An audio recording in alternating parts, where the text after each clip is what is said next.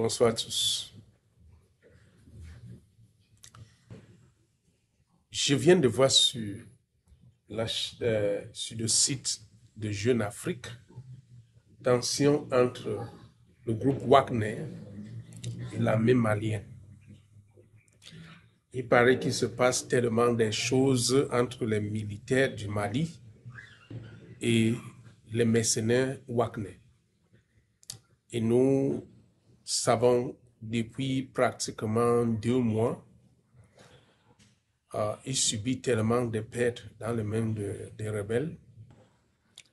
Et dernièrement, les rebelles ont attaqué jusqu'à Bamako même, sur lequel tellement de gens ont parlé, parce que c'était une façon que les rebelles disaient vraiment, on peut vous attaquer même chez vous, c'est-à-dire même dans ta propre chambre. Et beaucoup de gens se sont posé des questions, pourquoi les dirigeants, la junte militaire qui a promis la sécurité ne faisait rien. Et ça a tellement fait de bruit. Alors, il y a une chose qu'on doit comprendre. La junte ne peut pas compter sur les mercenaires. Moi, j'ai vu les gens brandir les drapeaux du Wagner, les Africains. Et très souvent, je me pose la question, est-ce que nous, les Africains, parfois même, on arrive même souvent à comprendre vraiment ce que nous faisons? Quand on brandit le drapeau de Wagner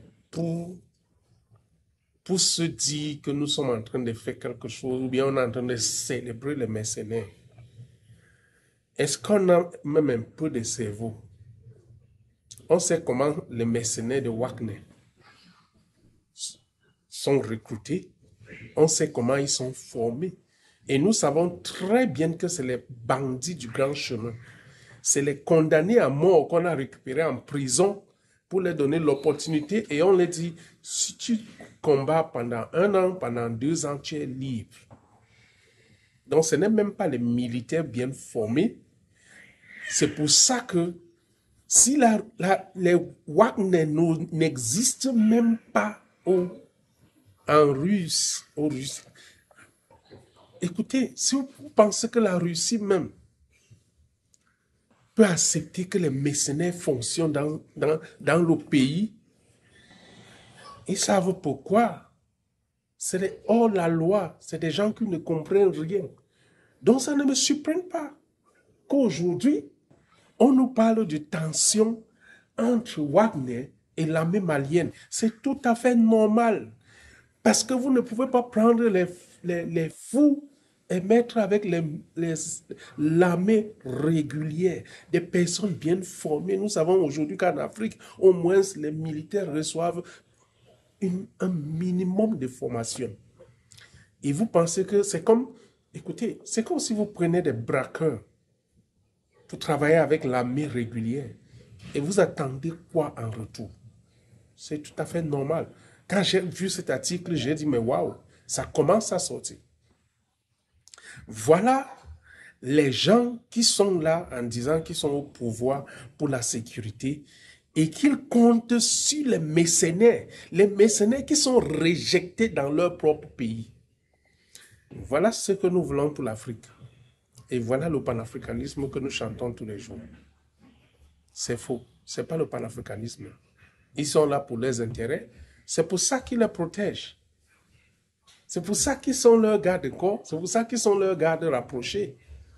Mais ça n'a pas empêché que les rebelles les ont démontré qu'ils ont des limites. Ils sont là pour leurs propres intérêts. Et vous pensez qu'un mercenaire russe va venir se sacrifier pour le Mali qui n'est pas son pays? C'est faux. On aurait aimé voir les militaires eux-mêmes développer la formation des militaires, équiper les militaires et leur permettre de se déployer sur le terrain. Mais malheureusement, ce n'est pas le cas. Et chaque jour, ça nous rappelle qu'on ne peut pas compter sur ces militaires qui sont au pouvoir.